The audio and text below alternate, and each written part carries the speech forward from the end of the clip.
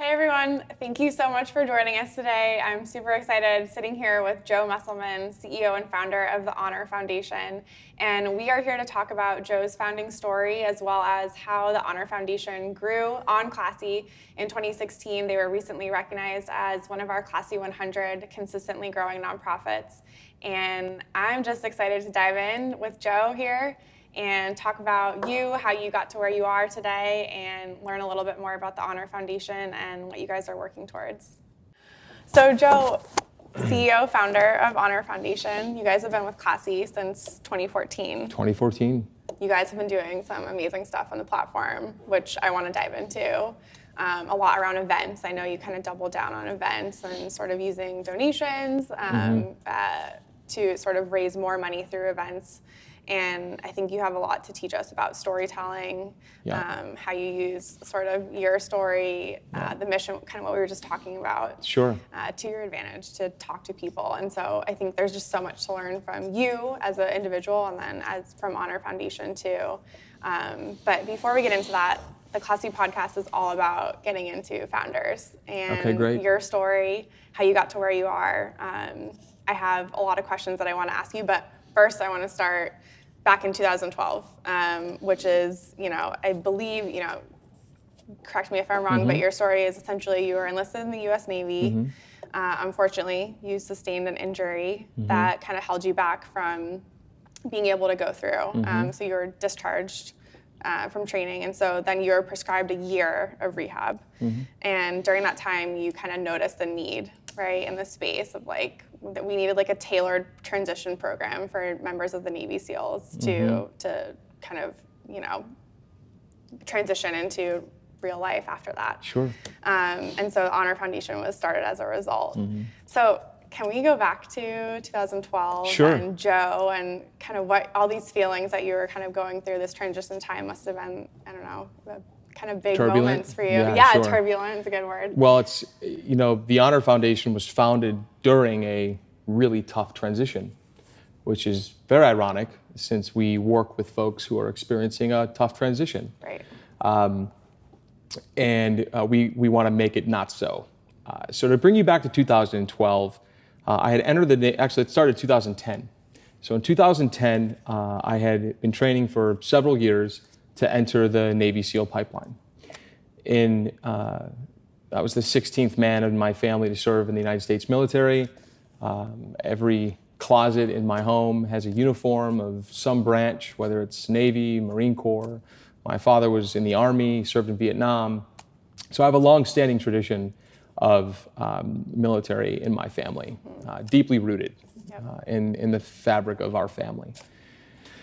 In 2010, I entered the Navy with every intention to become a Navy SEAL. About 2 years into that pipeline, I sustained a bad injury. It was a spine injury, and it took me out of training. So you're in training in the morning, and then you're out of training in the evening.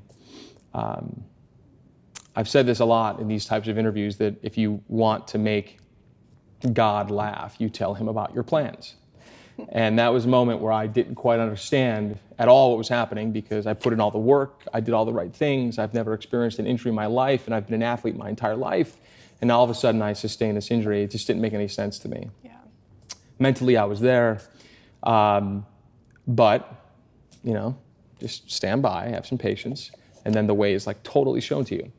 I had about a year of rehab and rehabilitation time. I had written a letter to the XO and the CO at the time asking if I could stay at the Naval Special Warfare Center, which is right there on Coronado Island off of San Diego, and not go off and be transferred anywhere else. I worked really hard to get there. I wanted to stay there and not watch my teammates go through, watch my friends go through. I wanted to, as bittersweet as it was, I was still really proud of my friends and what they were accomplishing in their lives, so I wanted to be a part of that in any way possible. Now, throughout that time, I started to notice certain things in the office that I was at. I had been put inside of the admin office of Naval Special Warfare Command, and it's where the majority of Navy SEALs and also special operators in general and Naval Special Warfare Command personnel would come to transition out of the community. And I saw a lot of gloom, doom faces, and I didn't quite understand it, because they had lived the most unbelievable life, have done the most incredible things. But I hadn't done my research yet to understand why they were acting and feeling that way. Half of my time was spent inside the admin department, half my time was spent inside of essentially what is called Aggie Dunk. It's essentially like a 7-Eleven for the command. So I went from wanting to become a SEAL to now basically serving SEALs in between the revolutions, whatever they needed, whether it was Gatorade or water or power bars or anything that they needed, I was there to support them. Okay. Big shift though, in your mindset of doing something that you loved, and then a total shift in identity of doing something that you never dreamt you'd ever be doing. Yeah. So moving forward, it all comes down to this moment where I met this Master Chief. Now, a Master Chief, for the listeners and the viewers, is the senior most member of the enlisted community. Now, this person was a 4-time command Master Chief. That's very rare. To say it's rare is an understatement. What does that mean? So it's when you're the senior most enlisted Navy SEAL at a command. And a command could be anywhere from 500 people to 1,200 people. In some cases overseas in the thousands and thousands of people. This person had done a command Master Chief slot 4 times, which is, wow, it's an understatement to say it's really tough to do that. Yeah. And I got to know him really well. Got to know his girlfriend at the time, now wife, really well. And I went to his retirement ceremony. I was invited to go, and I was standing on the grinder listening to his retirement speech. And it was the most moving thing. You never would have thought a 26-year Navy SEAL would be talking about the forward thinking of technology in the SEAL teams, joining Silicon Valley and the teams to innovate new solutions, bringing females and diversity into the SEAL teams because they're only half a brain, the way that he phrased it. Like, we've only gotten so far as a society with really only utilizing 50% of our population. He goes, the SEAL teams need to bring diversity of thought and thinking into the teams. I mean, very forward thinking, not what you would expect or what society would expect a career Navy SEAL to say on his retirement day. And so it was amazing, standing ovation, the place was packed. The next day he came into the office and he closed the door behind him where I was working. And he said, 26 years in the SEAL teams, what am I going to do now? And he was crying. And to see that, the day before, and now, he was this in his Navy whites, just, I still get the goosebumps talking about it, to the next day, the man is in tears. And that didn't make any sense to me. Yeah. Especially to open up to me like that. Right.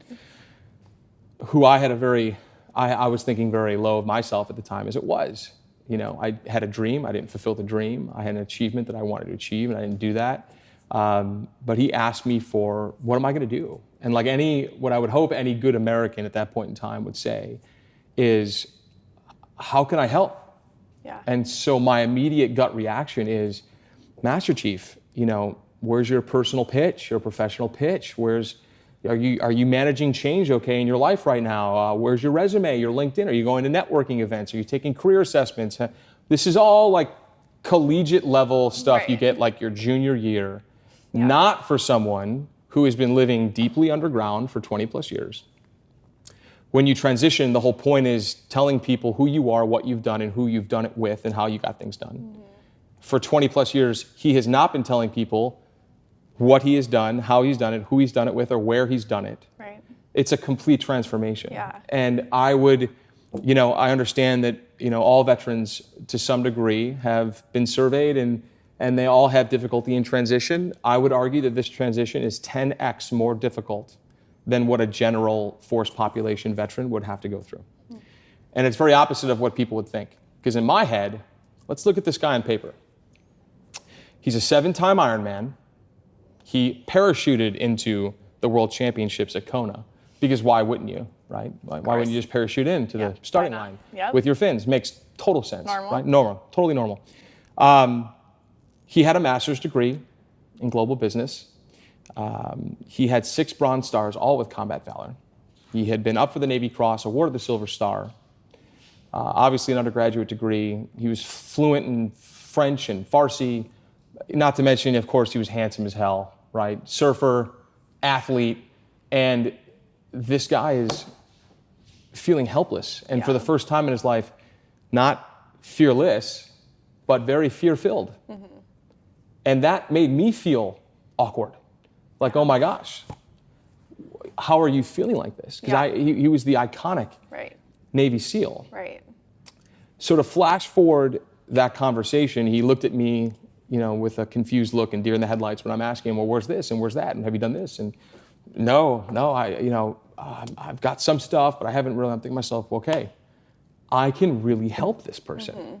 Like, I have another set of skills that could totally benefit this person right now. So all of a sudden, like, this feeling sorry for yourself, I was over that pretty quickly. And luckily this happened about a month and a half to 2 months into my injury. So I was purpose-filled again, which I did not think was going to happen. And lucky to have interacted and collided universes with this Master Chief. So from that moment on, it was anything I can do for you. Over the next 90 days, not only did I do 100 more resumes because I was just addicted to it, like tell your buddies, people were opening up the door, hey, are you the resume guy? I'm the resume guy, like come on in. I needed to understand their backgrounds, their skill sets, their experiences, because if he was like this, and he is considered the iconic Master Chief, Navy SEAL, then who else is like this? Right. And it turns out 99% of them were all like that. And so I began taking resumes in the back of this closet that I cleaned out and put a whiteboard up and a chair and a desk and started supporting them in any way I could. 100 days later, he was hired into his first role. He's still there, been promoted twice. Wow. In an organization that we now work with. The Honor THF works with pretty closely. But every, for all the non-profiteers out there, every piece of social impact that you are doing, you're the ones that are really changing the world. No matter which way you look at it, and even in the future, it's not going to be for-profit industry that changes the world. It's going to be places like the Gates Foundation. It's going to be, unbelievable things like Charity Water and all these places that are making a true impact. THF's impact started with just one person. So I know founders get really overwhelmed with the vastness of their problem that they're trying to solve. Right. But it usually starts with just one case. Right. And then you become obsessed as a person. And it's like a prerequisite to be a founder. You have to be obsessed.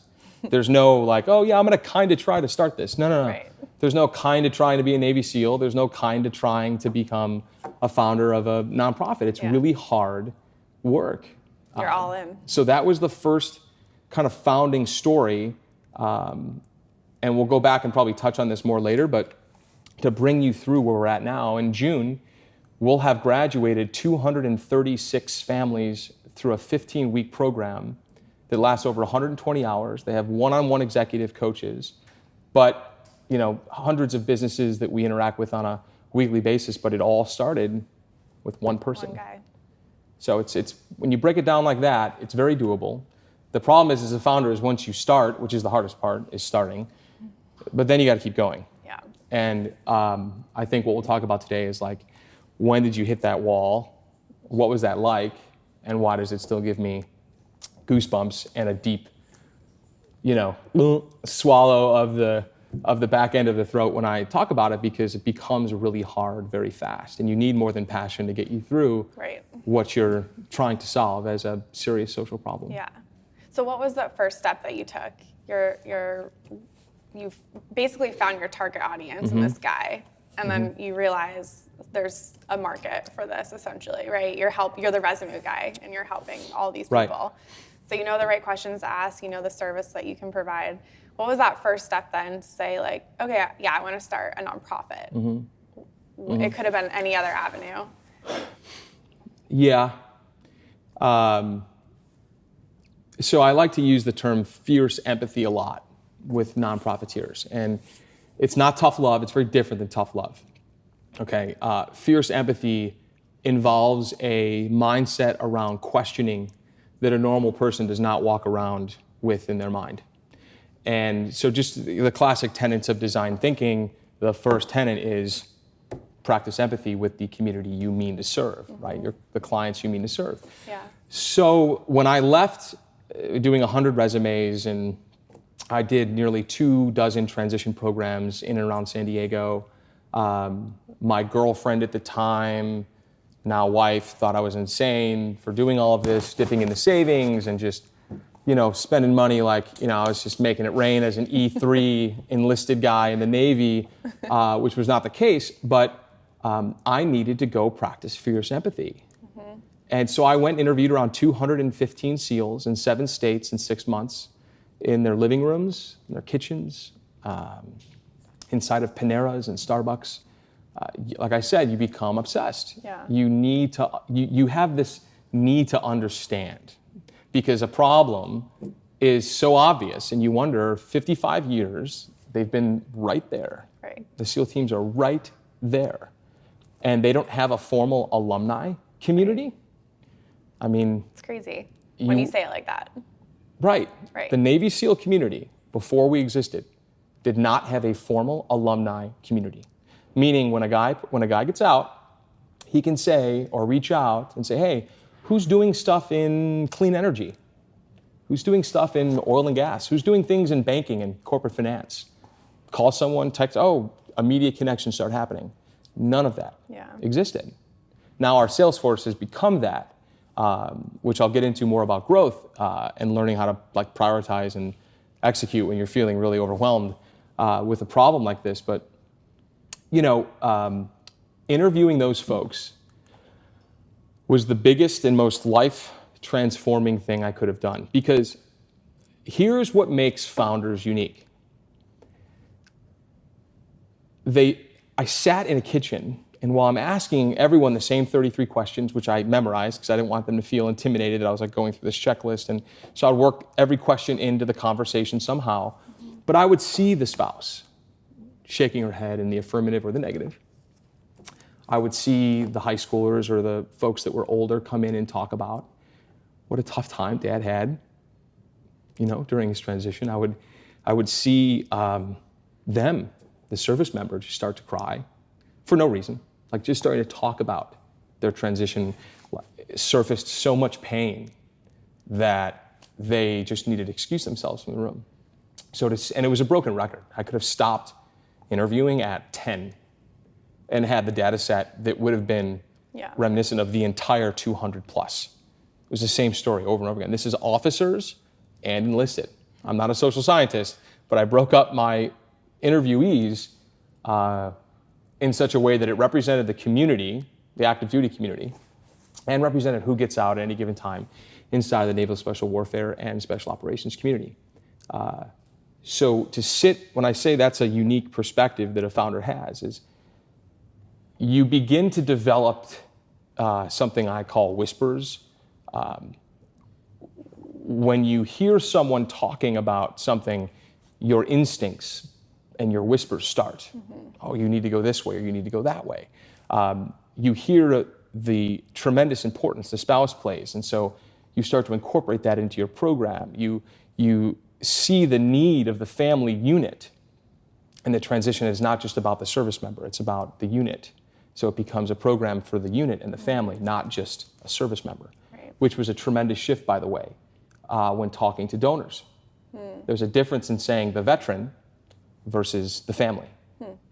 And so it's subtle shifts like that, going back, I get the goosebumps, because that was literally one of the biggest things I continue to remind myself of when you do bring on a team is, as a founder, you're the only person that's done all the roles. You were there at the beginning. You generated some sacrifice for yourself and for those around you because you became obsessed about something and wanting to solve a problem that's hurting people's lives. And so anyways, that's, to me, when founders start something, they have to keep that in their belly, that we're taking in something like 8 billion bits of information at any time. But when you are at your peak and you are founding something and you are finding something for the very first time, it doubles, and you pay more attention to things that you're focusing on. And you can't lose those feelings of sitting in the kitchen. You have to bring yourself there a lot. When things get monotonous, or I've told this story thousands of times. It doesn't matter. You need to connect with it every time. Yeah. Because the moment I started telling it, like the doctor that gave the family the bad news that the daughter's just not coming out of surgery again, and you don't feel it with that family, you are the cold-hearted asshole doctor who doesn't care about us. Yeah. And as a founder, you say it, you talk, you hear yourself talk so much that you can never lose those roots when telling your founding story, because it's not talking about yourself at all. It's talking about you noticed a problem, and then here are all the wonderful and amazing people who have come together since this problem was recognized to solve it, and how little of a role you really play as a founder as the organization grows, if you grow it properly. Yeah. So how big is your team now? We are a whopping team of 7. 7. So that's 7 people that you've had to sort of disperse your founding story on, or like those moments where you're sitting with people, interviewing them, and you're seeing the spouse reacting, and you're seeing them crying, and these moments that kind of like you said, you keep in your belly and remind you of your why. So I know a lot of founders have this same sort of challenge of how do I express, like how do I share what I felt? How do I make sure or sort of bring my team into the fold? Because you can't replicate passion in people if they don't feel it too. That's right. So I'm wondering if you have, this is like a big challenge, I think, as organizations get larger too.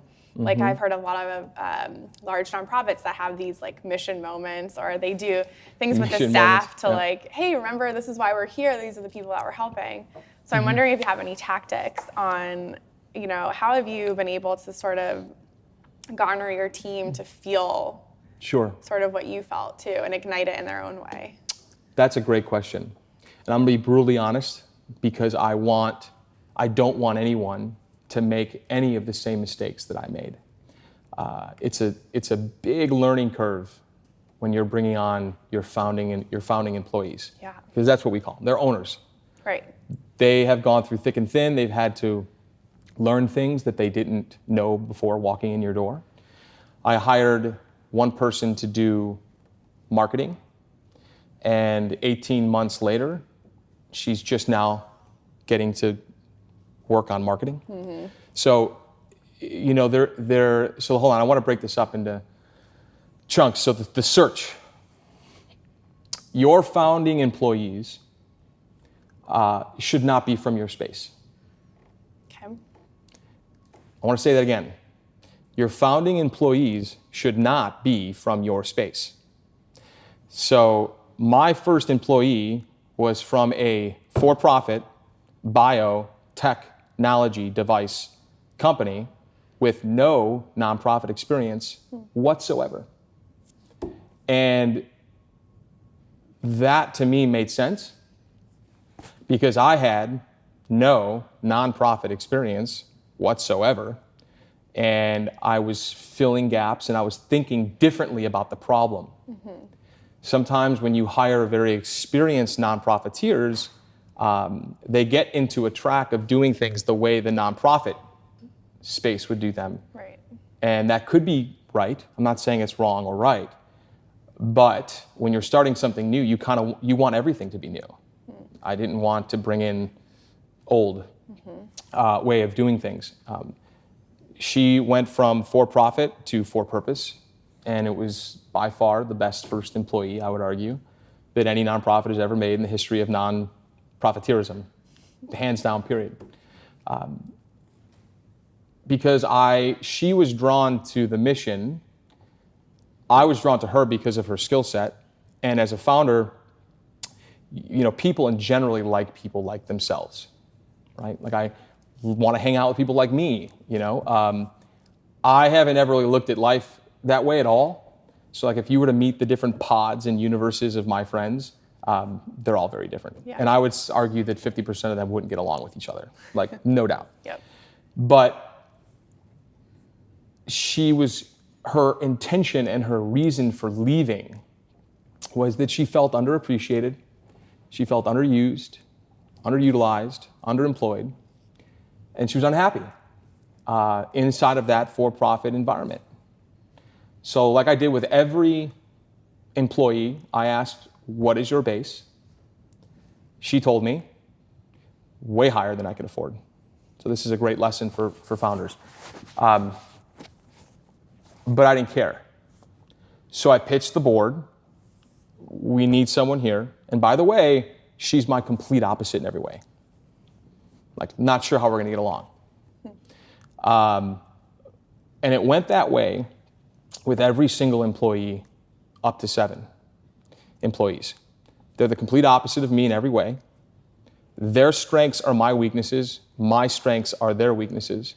And for the founding team, this is something I'm side passionate about, is, I feel that very much in the future, none of us are going to be applying for anything. It's all going to be DNA based, believe it or not. Ooh. Yeah, we'll talk about that later. Okay, mind blown. But totally. Like, it's, I know. But for now, all I'm trying to do is to gather as much information about people as possible. Yeah. So I knew I had to hire an opposite of myself. Yeah. And she jokes about it all the time. You go ahead and dream, I'm gonna make that shit happen, right? You dream, I'm gonna make it happen. So it's my number one strength in one of my assessments is futuristic. Yep. Okay. I was gonna say, Strength Finders. Yep, Strength Finders top 5, number 1, futuristic. She's achiever or Number 1, execution. executor. Yep. So you need that. So she's drawn to the mission for the right reason. And she also resembled every story that I found when I went and interviewed those 200 plus SEALs. They spend the first 15 to 18 months underemployed, unemployed, and unhappy in their first role. They switch jobs 3 times in the first 3 years. I mean, I can go on and on and on. Only 13% of that exiting population has jobs when they leave their active duty service. And everyone thinks like top 1% of the world's veterans, not like US. Right. In the world, we have the top 1% of our veterans right there, and only 13% of them have jobs leaving the community. Huge problem. Yeah. So when I was telling the founding story to her, I could see it. Her father was Navy, her grandfather was military. She was all indirectly but very directly connected in some way. And then obviously you ask the question is, why do you want this job? Because it's kind of like that Ernest Shackleton newspaper clipping. Have you ever heard about that from the Endurance? Little pay, long hours, no recognition, apply here. That's what I felt like I was pitching. Right. And I actually had that article on our wall in the office, again, to laugh at myself that, I get to build a team now, and this is what I have to offer them, Right. So I think the first rule in hiring is don't hire, number 1. I overhired for some roles early on and then realized what I needed. So the first rule is until you can really sit down and say, I need this person, then you can go after that person. And it's not a job board. You're not going to find this person on LinkedIn. You have to talk to people that know you really well and almost 360 yourself. Like, what do I need? Right. Your board can only help you so much. Right. And you want to bring them solutions for the most part, and then advise you on that. And of course, problems too as well. Your board is there for you there too. But anyway, so that was my first hire. It's never about a pedigree. It's always about the person. Never pedigree, always the person. And just, you have to envision, founders need to envision that person sitting across from the mission and having the mission accept them. Understand that they're here to support you. I'm dealing with literally a veteran community that is trained to be skeptics at every turn. They're trained to be skeptical of everything. So week 1, day 1 of class, you can imagine how when I get up to do the introduction course, it's like, hey, throw that shit out the window, man. Right. We only have 15 weeks with you guys, and we only exist to serve you. That's it. There's no hidden agenda. I'm not driving a Ferrari out in the parking lot. No one's trying to profiteer here. We are a nonprofit, which means we have no stakeholders or shareholders in our mission outside of you. It's not return on investment. It's return on impact. We've heard that over and over again. So your founding employees, once you stumble and up, you will, for sure. You'll hire some wrong people because you want to be around people like yourself. You think you just need to hire for hiring's sake. I made classic mistakes, don't get me wrong, but luckily I under-hired and didn't over-hire. But at the same time, hire the person, not the pedigree, and hire outside of your space. Yep. It's awesome advice. Yeah. So have you hired a lot of for-profit employees to join Honor Foundation? Every single one of them. Yeah. I mean, I think what we know from a lot of the blog interviews that we've done with you, that Ellie's done. Yeah. I think Ellie rocks, by the way. Ellie does rock. Ellie, you rock. Like, true story. So I think I want to get into that a little bit because I think the gist that we get from you is, and I think you're reinforcing it now, is you maybe look at Honor Foundation as more of a for-profit than a nonprofit. And maybe that's just in your business acumen, the way that you kind of run things, your hiring plan. Sure. Is that accurate? Like, am I right in saying that you kind of approach nonprofit business as a real business? We do. How does that play out? Like, what does that look like for you? It's different in the space. Yeah. Mainly because, and I know I'll get like an amen and preach on from all the founders who are watching this, Yeah. that nonprofits are treated every day like second-class business citizens. Full stop, period. No matter what you do. Like, my CEO title does not mean the same as a CEO title in the for-profit sector. Even though it's identical, There's no difference. Right. I have marketing, I have advertising, I have to raise a round of funding. That's why I've been sticking to the term venture philanthropy, because it's the same concept of just as classy had to raise a round, I have to raise a round. Like, we'll get to that with the fundraising component, but it shouldn't be looked at any differently. But when you come in as an executive director meeting with a CEO, they really don't understand that. And so you're almost trying to, the first year, jump these learning curves on just how to talk to them meaning the private sector. Because unfortunately, until I found out other things, like if you rely on individual contributors and if you rely on individual organizations, or we have not taken a government dime to do our job, because a shift in the economy, a shift in government and administration, and you have no funding. Right. Now, how is the mission going to get done? So I learned that pretty quickly. And also, it's great to be just completely ignorant and just stupid around how hard it is to raise money, because I raised, 200-300K without ever really understanding the effort that goes into that. And so when I took a breath and looked back, wow, that was really hard work. From the first check of 20K to the next year being 200K to then 2 million and now plus. But it's really hard work. So I say that pretty frequently because I did 24 interviews. So the interviews, remember, fiercely empathize, right? Yeah. So after I did the 200 plus interviews with the community, I then did about 151 interviews with the Fortune 500. And at the VP, SVP, C-suite, and founder, only senior folks. Leadership trickles down in organizations. I wanted to get a true sense as to why they had a veteran program, and then I would kind of gauge unofficially how their veteran programs were doing. Then I moved on to the nonprofit sector. I interviewed around 24 nonprofits in my space who were doing work. They were doing work in my space. I have a tough time saying that anyone does anything similar to us. Like, I can't even really say it because of how passionate I feel about what we actually do as a program. But when I watched how people could not answer questions like, so tell me about your programs. Well, we kind of do this, and we work here, and I think we're going to do something in the spring. Like, if I'm a veteran, and I'm coming to you for support, guidance, and most importantly, a compass for direction and a renewed sense of purpose and prosperity, and you can't tell me about your programs. You know how confusing that's going to be for me? Right. Let alone if you type in veteran transition program, you're going to get 47,000 different organizations that are pitching programs. And then you hear things in the news about organizations taking advantage of people that are in the veteran space, which, by the way, did no favors to the veteran space. So I have a 3P rule when I get brought up around the 1P ask. We should partner. That gives me hives. It really does. When people say, oh, we should partner. Like, when you met your husband or your wife, the first time you met, did you say, hey, we should partner? No. There's a dating process that goes on. There are questions that need to be asked. I need to know who you surround yourself with.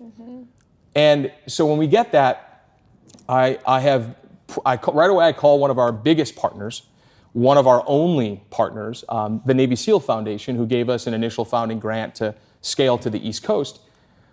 I call up the CEO, and I'm like, how do you guys deal with partnerships? Oh, we stopped kind of worrying about that a while ago.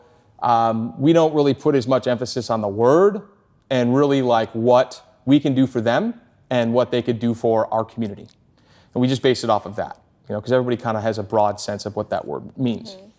And so I took a learning lesson from there, and I started calling around and then Googling different documents. And so what I arrived on is the test. I want to partner. Great. Tell me about your programs. Tell me about your process. Tell me about your 3-year priorities. And if I get question mark after question mark after question mark, thank you so much for this call. You guys are doing great work.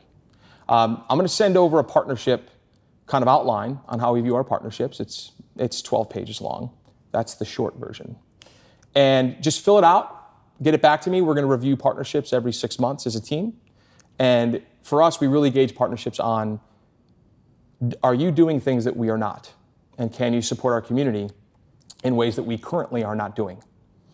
And 9 times out of 10, I will never hear back because they'll get the document and there's work involved. And if they do fill out the document, then I send the full document over, which is about 50 pages. And then once we don't hear back at all, that's it. But I want to be polite, and founders want to be polite. But the worst word in a founder's dictionary is yes. No doubt. The second biggest learning curve that I needed to jump, because we're people pleasers. We wouldn't be doing this if we weren't people pleasing. So I had to learn how to say no politely through long form documentation. But at the same time, you really only have so much bandwidth. And then heartbreak steps in, which is people telling you they want to support and then you never hear from them again. So there's all these types of learning curves that need to be jumped. But back to, do I run it like a for-profit? A for-profit business, like Apple, would not partner with Google. At least not right now, that we know of, right? Amazon would certainly not partner with Apple. So when you get these large organizations and institutions asking to partner, I just have to ask why. Why? Because some of the words in our mission statement are the same, or we're all serving veterans together. I really want to work with organizations that are doing great things for veterans, but I have a staff of 2 right now, and then I had a staff of 5. And we are all working really hard to push our mission forward. And so if we're saying yes to everything that's coming in, just as the for-profit doesn't just throw their logo on things and well, then we're not going to do that either. It just makes sense. Yeah. When I interviewed those 24 organizations in the nonprofit space, it was also clear to me that data needs to be a driving force at the Honor Foundation. So we measure nearly everything that we do in some way, shape, or form to have it organized at a later time to happen in real time, if that makes sense, if you follow me. Yep. So our grant from Mark and Laura Andreessen was not a new hire. That is short-term thinking. Okay, I don't want to hire more bodies. I want to throw people at the problem. I want to get numbers first. So what we have designed at THF is a back-end data dashboard that basically takes all of our KPIs, our key performance indicators of our organization, and with a point and a click, they pop up on a screen and I can see everything in near real time. Awesome. I told Laura and the organization when they asked me for my impact report, which is what got their attention, I said, I'm never going to publish one, ever. Because I knew what they were looking for. And I also knew that in the nonprofit space, people are spending tens of thousands of dollars, hundreds of thousands of dollars in some cases, for their impact report. Well, that's a waste. Why would I do that when I can automate almost all of that information? So the grant that we took from them was to build this back-end data dashboard with a company called Verbella. Their engineers took us in a room and we figured out what all of our KPIs were across all of our tribes, our mentors, our coaches, our fellows, our faculty, our staff. Because you ever walk into a nonprofit and be like, hey, what's dude doing over there? What's he doing? What's his job here? because he's just kind of like hanging out when nonprofit missions are urgent. Yeah. We don't have time to waste. Yeah. When you're doing impactful work, it's amazing how life goes by 10 times faster than if you were doing anything else in the world. So we really don't have a lot of time. Yeah. So I wanted to measure even our own individual key performance indicators as staff, not as a management tool, let's be clear, but because I want people to ask fairly consistently, how the f*** are they doing that? Seriously. Yeah. How are they getting all of that done with a staff of 2, then 4, then 5, then 7? How are they doing that? Yeah. We're keeping track of ourselves. Right. We're setting lofty, ambitious goals, putting things on paper that are conservative, and then trying to blow them out of the water every chance we get. Yeah. If that's an attitude or a culture, I love that line from Jeff Bezos, whether you like him or not, to his investors report, you don't need to like our culture, but it's ours. So for us, that's how I feel about this. And if you meet people at THF, you'll notice that there's a certain sense of urgency. And burnout's a real thing, so we do try to relax every now and then. We have an unlimited vacation policy. Like, no one's going to leave us out hanging to dry. So take what you need when you need it. Burnout's a real thing. But everyone looks a little urgent. Everyone looks like we've got some serious work to do. Yeah.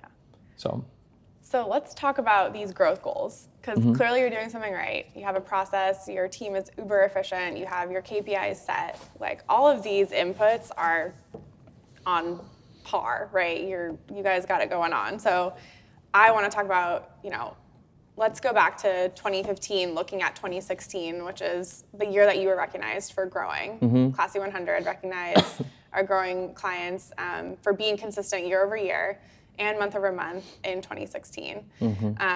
So I pulled some stats on what you guys were able to do on the Classy platform, which is, for me, astonishing. So just to kind of like bring us back in, 191% year over year growth in revenue, and this is all on Classy. 123% growth in donations, 29% growth in crowdfunding revenue, and then 13% growth in revenue from mobile. So all of these things, I mean, those are so impressive, right? Yeah. So, and your team is, yeah, they're all right. A lot more to do. All right, Yeah. so cool. So let's talk about it. So one, I want to know, like, you were in 2015, you're setting your BHAGs, which are like big, hairy, audacious goals. Big, hairy, audacious goals. Yes. I'm sure, I don't know how far ahead you guys are looking as a team. Is it 3, 5? So it depends on what component of the business we're looking at. Okay. So from fundraising, this will actually be the first year. 2017 will be the first year where we are raising, where we are attempting to be a year ahead. Okay. So that's the first time we've had any type of breathing room to do that. And that, by the way, for the potential donors listening, that does not mean we're okay. Like, it means that we are at a place now where we have every process in place to support an impact team going out and raising dollars and knowing how to make the asks, which are really important. Yeah. I can't wait to talk about that. So what were your goals at that point? Like, I think, when you were in 2015, you're looking at 2016, what were you saying, like, this is what we're going to do? Sure. If we look back on this year, it's going to be a success for us. If we look at this past year, so I was very blessed early on with a board of 3, including me, who gave at the right times. I had no money, so it didn't come from me. But our 2 founding board members, Hal and Joe, helped us over certain humps, but they didn't give us $1. They were investing in the tipping point, and they're very good at recognizing tipping points. So the reason why I bring that up, in 2015, they recognized, how cool is this, we're talking about this, and there's just destroyers pulling in the San Diego Bay right now. Very timely. Like, just so timely. They know you're If you're not living in San Diego, you're just wrong. Like, we invite you to come to our city. I'm going to tell all your family in Chicago that. They'll be really upset. So anyways, the 2015, it was still just me. And I had been through some hiring. Don't ever do it. It's a waste of time. And what I learned when I was literally all by myself, we have to find the right people. And so when we landed a grant from the Navy SEAL Foundation, who's a founding partner in our mission, they front-loaded the gift so that I could start hiring, right? So there was a purpose for the front load. I had to hire 4 people pretty quickly. It was because I finally knew what I needed. Coming into 2015, I recognized if I keep doing everything, this is going to fail. Now, let me step back. If I keep doing everything, I will never grow, and the mission will be kept a secret. That goes against every grain of my being. Like, it's about massive impact, more lives touched, more lives changed. How do we get there in the fastest, most effective and proficient way as possible? So I had to start hiring according to my biggest needs. So first was an operations hire. I'll never forget what she said. I'm really good at operations, but marketing is what excites me. When I told her there's going to be a heavy operations shift from what I'm doing to you. And I told you 18 months later, now she's getting to do marketing. So you need to hire people with that type of mindset. But as I started to slowly give things away, the founder will immediately begin to lose purpose. Well, I was relied on to do this, and now I'm not relied on to do that anymore. I was relied on to do this, and you learn to get fueled in different ways. The compensation for non-profiteers is very different. So like, our bonus is a high five from a guy who has the aha moment on what his why really is in life. That's a big deal. That's as good as any bonus check. Coming up to me like, Joe, I know what my why is. Like, I know what I want to do next in life. Comped all day, like cloud 9. But as you give those things away, because I had to focus on fundraising. So you're moving and shifting and giving things away. You're making a shift towards an industry you have no idea about. I read everything you could read, Giving 2.0, Philanthropy for the Philanthropist. I mean, it's any book that I could find that had to do with raising money, I would read. But while I was doing all of that, I wasn't doing. And so if non-profiteer founders think that reading a book is going to give them some secret to asking for dollars, you are incorrect. Right. And I luckily jumped the curve, hopefully faster than most, but I did need to start asking more. I needed to ask for more, and I needed to not be ashamed of that, because we're asking people for 2. That's why non-profiteers feel bad about it. I'm asking people for the 2 most valuable things they have in their life: their time and their treasure. And I'm asking them to give it to me. And then if it's the right person, they'll take it. If it's the wrong person, the impact won't be there. And then you need to move on. So ask for a yes, ask for a no, but get an answer. It's important. So like the shift that you're talking about with fundraising, 2016 being a great year for us, and it was, at the end of these Monday emails I send out to the team, at the very bottom it says, make sure we take time, a couple things, to talk to a fellow, schedule time to talk to a fellow. They're our client, and therefore they are king. The second thing is make sure you are listening to your teammates around you. And the last one is celebrate small victories, because man, do we lose sight of the small victories in this space. So for me, the shift happened painfully. And I don't know if you've ever knocked on doors for political campaigns, but in 2007, I did that for 2006 and 2007, I did that for almost a whole year. And you get done with that, and you're like, yeah, that was cool. I'm never doing that again, right? I mean, clipboards and just people and volunteers, it's a lot. Yeah. And so fundraising, it's the same thing. I traveled, 100, and as my board pointed out, I put in the success of 2016, I traveled 160 plus thousand miles for the mission. And my board goes, you put that underneath what you did well. I would argue, yeah, but you didn't do it very well. Meaning I lost balance. I have a wife, I have family, I have a team. And luckily, if you do hire right, I definitely hired the right people because they needed little direction. They just got it. Like, I got it. I know what we're doing. Yeah. And the classic, what got you here won't get you there.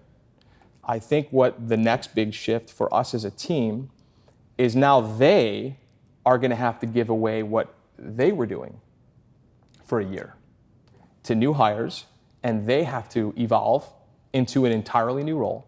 In business, they would call it a pivot, but I would call it a pivot in a positive way, meaning we're growing, but we can't do what we did last year as a team. It won't work. Yep.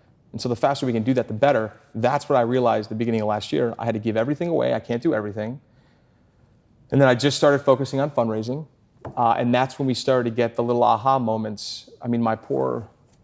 My impact coordinator, if you and your initial impact team are not arguing with one another within the first 6 months, you guys are doing it wrong. Like, it's going to take some heated conversations.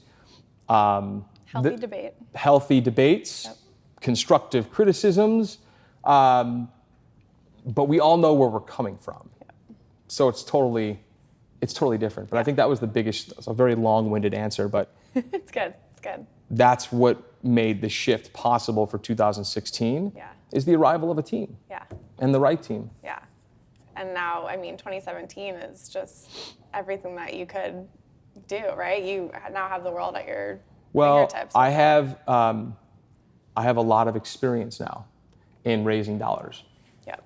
And So tell me about how fundraising Yeah. plays into it, because you keep saying, I made the shift. I'm now on fundraising, and I think we're at our almost time. oh no, It's okay, but Fine. let's spend last. you guys can edit this down too.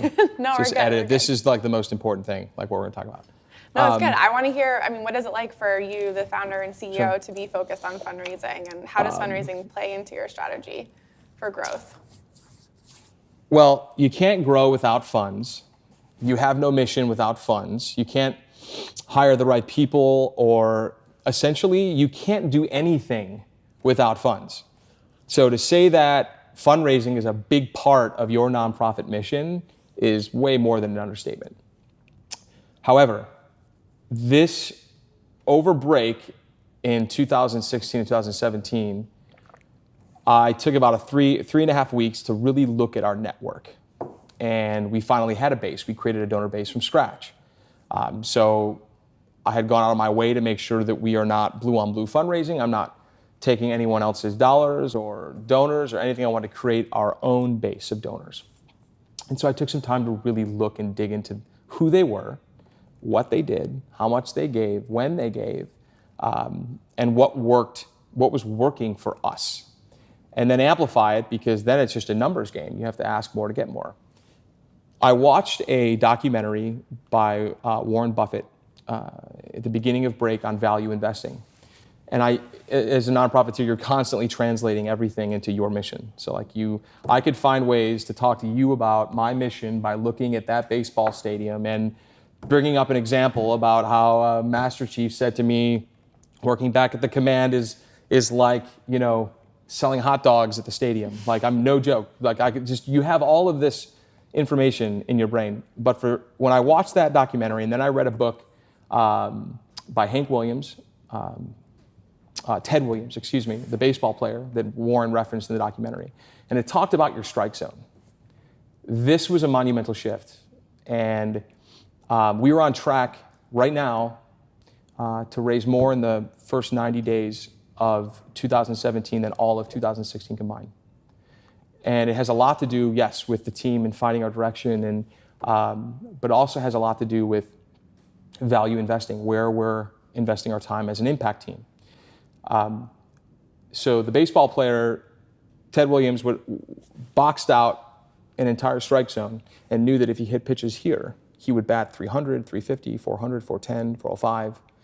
And so I did the exact same thing with our donors and realized that if we hit inside this industry, inside this individual, that it's a median household income of this much, who have given to these campaigns in the background, who have this many children in their household, who are this old, and who have been introduced to us in these ways, we're going to get X amount of dollars from that person. So why would I spend my time value investing my value, our team's value, in any other direction than what we know is going to work? Now, you can take the exact same thing about larger organizations, because we've received some gifts from charitable foundations, but I wasn't specific enough. And now I realize that if we find private businesses that are not public yet, that are still run, owned, and operated by the founder and the CEO, who also have a family foundation that's attached to their business, that's run by their spouse and family members, if we go to those individuals that have a business of 5,000 employees plus with the family foundation that's run by family, we can ask them for X amount of dollars. So if you want to waste time, go and just randomly ask people for money. Like, if you want to waste time. If you want to start building a value-based venture philanthropy process that's incredibly honed, and you can bring back data from who you asked and how many asks you have and what event brings back X amount of dollars and where everyone needs to spend their time, you should become extremely focused on that. And the way you start doing that is the 80-20 philosophy. Tim Ferriss talks about this all the time. To get your, what's the 20 that gets you 80? So I basically sliced my entire network, 7,000 people, and this is important. And over break, I went through all 7,000 emails, and I asked myself 2 questions. Is this person changing the world, or is this person willing to help us change the world? And if it was a yes, that got put in the 20% column. If it was a no, it got moved and shifted to an 80% column, not for any other reason other than, we're going to follow up, and they're very important. But it turns out that those 20% of our network, they've created the most value. So I want to invest where we are getting the most value. And so that's how we have kind of changed the value investing philosophy from a Berkshire Hathaway to a nonprofit model of venture philanthropy. Yeah. How does Classy empower that strategy? So use Classy for everything. I mean everything. Like, why would you not? Don't use Eventbrite. Don't use any other platform. Don't use this. Don't use that. If you just stick to utilizing Classy, create every invitation off of Classy. Create every single event that you host, whether it's a birthday party or a barroom social, it doesn't matter. Like, you want to start building a community amongst your donors. And that's the biggest part about when I first sat my data scientist down and said, hey, build us a data dashboard. He said, hey, where's all your data? And I was like, oh, it's in 12 different places, and some Excel sheets and some Google Sheets and some Word docs and some graphs, and here's Classy. And so basically we use Classy and Salesforce, and that's it. And to see that, and by the way, this is the other thing, it doesn't happen overnight. Like, Classy doesn't happen overnight.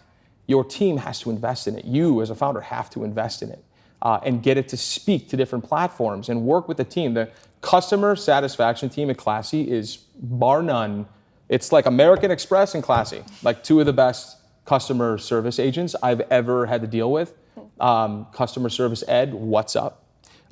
So regardless, it's a special team here, and we talk to our guys about finding their next great adventure in life. The entire Classy team here is a family, and they're growing slowly, calculated, specifically for that reason. And so we want to work with people. Back to this is where we do want to work. I do like people like myself inside of other organizations that we're trying to bring into our family.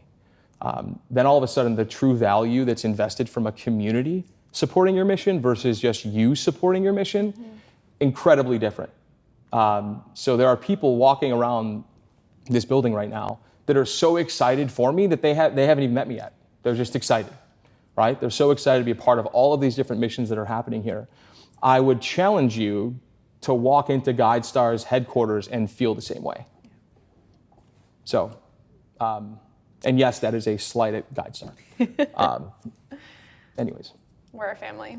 Huge, yeah, absolutely, no question about it. Yeah. But that's what I would say about the Classy platform, is you need to use it for everything. Just as you can't kind of be a startup entrepreneur, you can't kind of use classy. You need to utilize it in every aspect of your business, where it fits. Yep, great advice. So last question, because unfortunately I have to cut it short, even though I think we could talk for hours. Yeah, no worries. My favorite question, we ask it to every interviewee on the podcast. It's one of Classy's core values, which is to stand for something. Mm-hmm. So the question is, what do you stand for? So number one, the mission for THF. So the mission for THF is to serve others with honor for life. So their next mission is always clear and continues to impact the world. If I stood for something that I'd want to leave behind, it's that. Service to others in a really impactful way. Now, my personal mission is to be a superhero for others. I grew up watching every superhero cartoon imaginable, from the original Christopher Reeve Superman to the original Wolverine cartoons to you name it. Helping people is really important. And if you notice that the people that are helping other people end up living extraordinary lives, wherever that may take you. So to be a superhero for others so that the world will never know untapped potential, for me, that's my why. That's organization why, and that's what I stand for. That's awesome.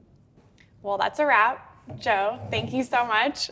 So good to talk to you today. Of course. I'm on a high from our conversation. I feel like I have goosebumps from all the insights Good. that I learned and just hearing your story a little bit more. So thank you everyone for joining us, listening in.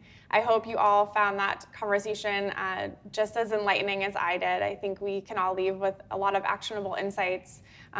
Even if you're not a founder, I think a lot of us just here in the social impact space on a mission can relate to a lot of what you said. So I hope you all enjoyed it. And if you want to learn a little bit more about Honor Foundation and support the work that they're doing, just visit www.honor.org and you can click to learn more. So thank you.